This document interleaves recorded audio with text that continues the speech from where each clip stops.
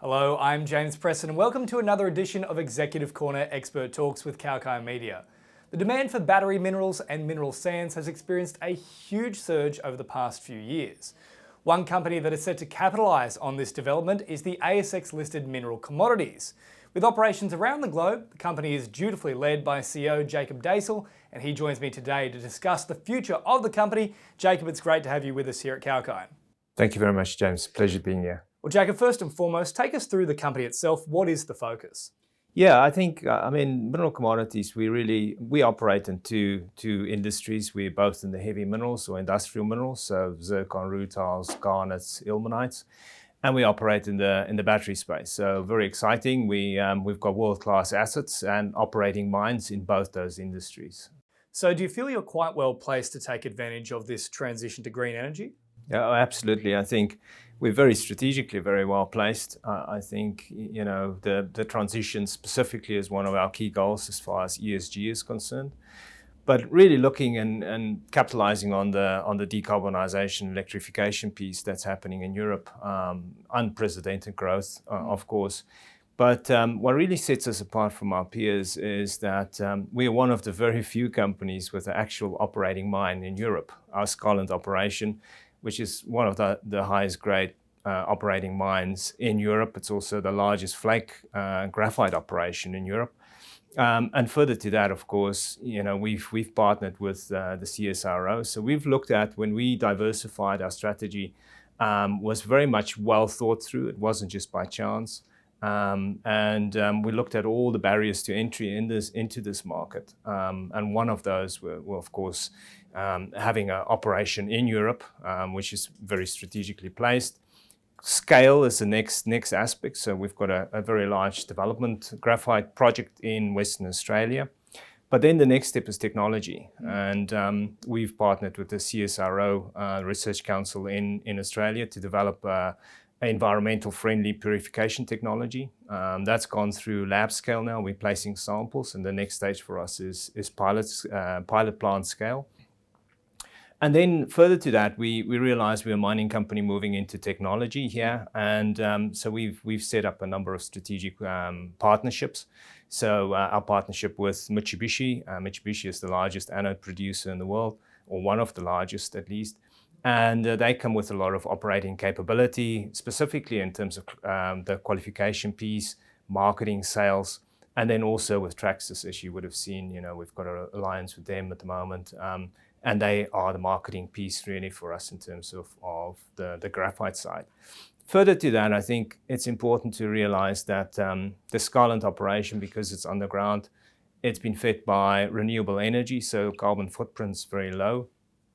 And if you link all of that with the fact that, when you start talking concentration risk in terms of supply of anode material at this stage, probably more than 90% of all anode material comes from China.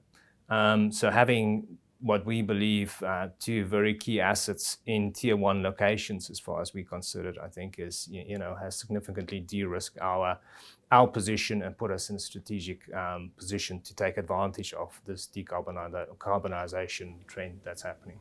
Yeah, it all seems quite exciting, and you're mentioning a lot there about strategy. One thing that you've recently announced is the 5-year strategic plan between 2022 and up to and including 2026. Can you take us through some of the finer points of that plan? Yeah. Look, I think we're very excited, of course, with regards to mineral commodities, and the fact that what really sets us apart is we've got an operation in the heavy mineral space. So that's cash generative. It's been cash generative since 2015. And I think that's really important for our investors as well.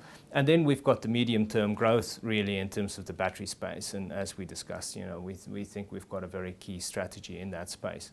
But I think, if I look at the 5-year strategy, for me, there's two divisions here with enormous growth potential in our business. But for me, there's probably 4 kind of key objectives that came out of that. The one is really the rebranding and repivoting MRC towards very strong ESG credentials, and that's a key part for us. And I think, as we mentioned, the battery side of things is very well established from that perspective. The second piece for me is social license to operate. And I think, we've in the last 12 months, we've done a lot of work in that space. It's very important that our stakeholders see us as general good. And I think that links to me very much to our vision. And our vision is really being a leader in the transformation of mining towards that change of a sustainable world and a sustainable mining piece. And I think that's important for us. It's really that legacy side of mineral commodities. Then it comes to our operations, and it's that consistent performance, really. I think, at the end of the day, there's enormous growth here, but what's important is we've set up in the last 12 months, we really set up our operations, both the South African Tormund operation and our operation in Norway, our graphite operation, really set up and build a platform here for growth into the future. And I think that's very important, and then that consistent delivery is important to the market. And I think, lastly is the growth piece. And it's very important that, for me, we've laid a foundation now for growth, and we'll talk a little bit about the growth piece there. We've got been awarded fairly recently another prospect right in South Africa. So again, on our Tormund operation, there's expansion potential there. So very excited about what we're doing in that space. We're also looking at venturing more downstream, so into higher margin products in the South African or in the heavy mineral space. And then, of course, as far as the graphite side is concerned, it's the growth in the productions, development of our Manglenup deposit, and then further the downstream piece, as we already mentioned. Yeah, you're a very busy man, and MRC is certainly doing a lot of things across the globe. One thing I just want to touch on there, you mentioned, of course, I suppose the role of the social consumer these days, where it's more conscious about environmental impacts. Is that going to have a very, very big impact across the board when it comes to mining companies, do you feel? Oh, absolutely. I think the world is waking up to the point of the sustainability and responsibility and where mining fits in that whole world, in that whole space. And I think at the end of the day, there's a lot of the sentiment of we need the product, but it's not going to happen in my backyard. And I think we see that a lot. But I think there's going to be a trade-off there, and it's very important for that transformation from mining companies to take place, and we've seen that across the globe at the moment. And I think really in terms of MRC, where we are, we can be a leader in that transformation space, and really making mining a lot more sustainable, but also a lot more responsible. And I think with both our operations as well as our project development in Western Australia, we're subscribing to the highest standards in terms of delivery of those projects and our operations, but also be very key and conscious to the stakeholders around us, our communities, our employees, government, and I think that's extremely important. And that to me, I see as a big part of my role, is to be that advocate for mining in terms of, and specifically for MRC in terms of how we develop and advance our growth in a more sustainable manner. Well, look, it provides your company with the longevity it needs, not just, I suppose, the greener society that we're all pushing forward as well. So Jacob, I just want to change tack a little bit here as well. Now, recently you did secure a fair bit of funding as well to help with your growth strategies. Can you go through that for me? Yeah, so we recently announced, so we're in the process at the moment of securing funding.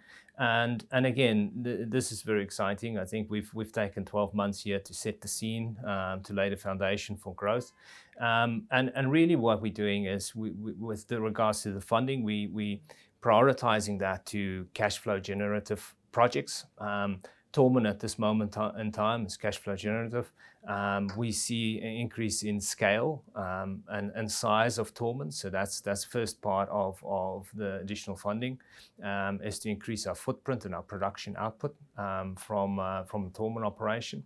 The second part to that is, as I alluded earlier, we moving downstream now. So in the past we produced up to a concentrate level. We're now going to produce a more final ilmenite and garnet product, and of course that comes with a equivalent uplift in terms of of revenue.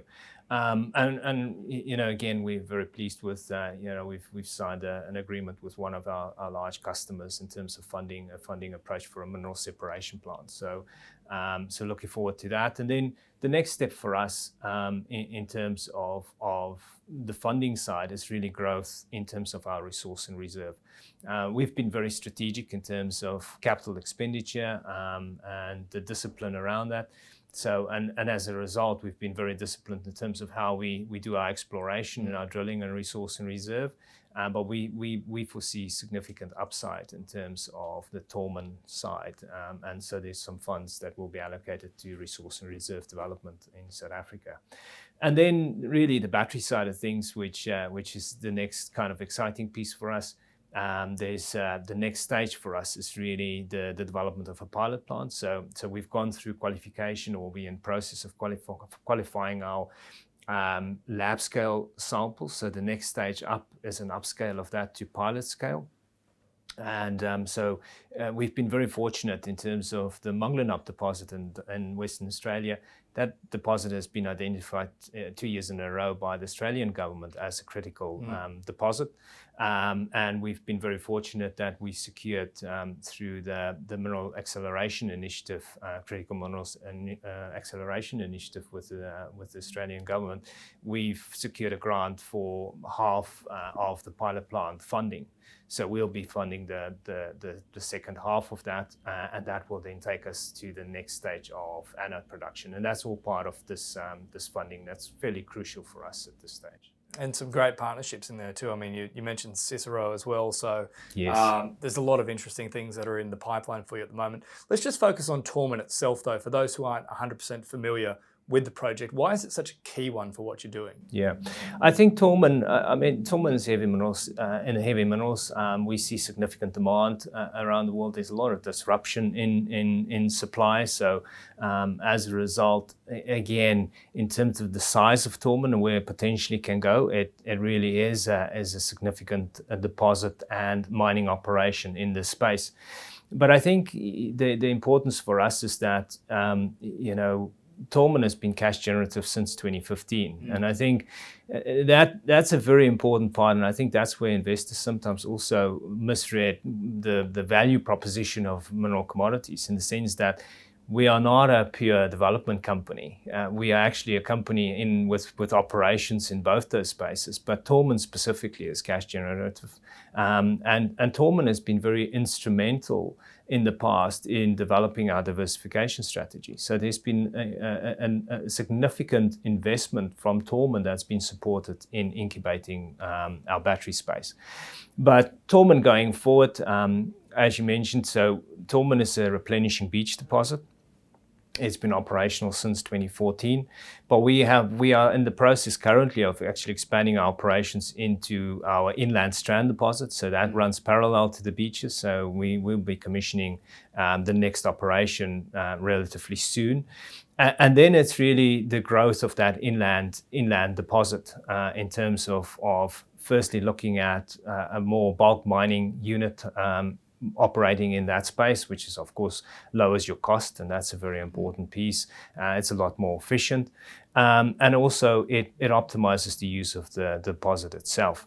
We've recently been awarded a second prospect right towards the south, which we believe has the potential to again double the footprint of what we have. So there's significant growth in the heavy mineral space at a time that there's not a lot of new deposits really coming into this market. So we see Tolmin as a real key anchor deposit and operation going forward as far as the heavy mineral space is concerned. Well, Jacob, let me take you back to May 2022. The company signed 2 memorandums of understanding. Can you take us through what these were and their significance? I think absolutely, and I think probably the start of that is really our diversification strategy. And again, that was not by chance, that was well thought through. Very early on, we realized that there's the decarbonization and electrification trend that's happening in Europe. We identified that graphite as being overlooked as far as a critical mineral is concerned. If you look at the lithium-ion battery, lithium is a very small component of the battery itself. And more than 50% of a lithium-ion battery is made up of graphite anode material. And we saw that on very early on. And we set out to really look at what the barriers are to entry within this market. And the one is of course, having a strategically placed operation. And that's where we acquired Scarland, which is our operation in Norway. The second piece was, how do we add scale to this? And that's the Monglanup deposit that we acquired in Australia. So that gives us the scale as far as graphite production is concerned. But then you go further and you start looking at what's the technology side to it. And of course, we signed an agreement with Mitsubishi. Mitsubishi is one of the largest producers of anode material, so they come with significant expertise as far as operating these plants are concerned, as far as the qualification processes associated with that, because that's a big barrier to entry, and where it's different from any other industry in that there's a qualification of your final product that needs to be done with final cell manufacturers. So it's very important to have a credible partner in the space that has gone through this process before. And Mitsubishi brings that to the table, and apart from that, it's also the sales and marketing side that's very key for us. And the second MOU was with Traxys. Now both these are it's non-binding, so we're working through final details with both those companies at the moment. But Traxys again is of course a very strong trading arm, and they're really putting us straight from where we are busy with producing a final purified, high quality and high battery grade anode material. They're taking those samples and placing that for us with final end users for qualification. So that's a critical link for us in the whole value chain. Well, one thing you were mentioning there was just how much we tend to focus on lithium when it's only a small component of a lot of these batteries, but it's just about all you hear when we talk about EVs and the green transition. It's lithium, lithium, lithium, but let's focus specifically on graphite anode. This is a big part of what you do at MRC. What is the development process that you're undertaking, and how do you see it unfolding in the future? Yeah.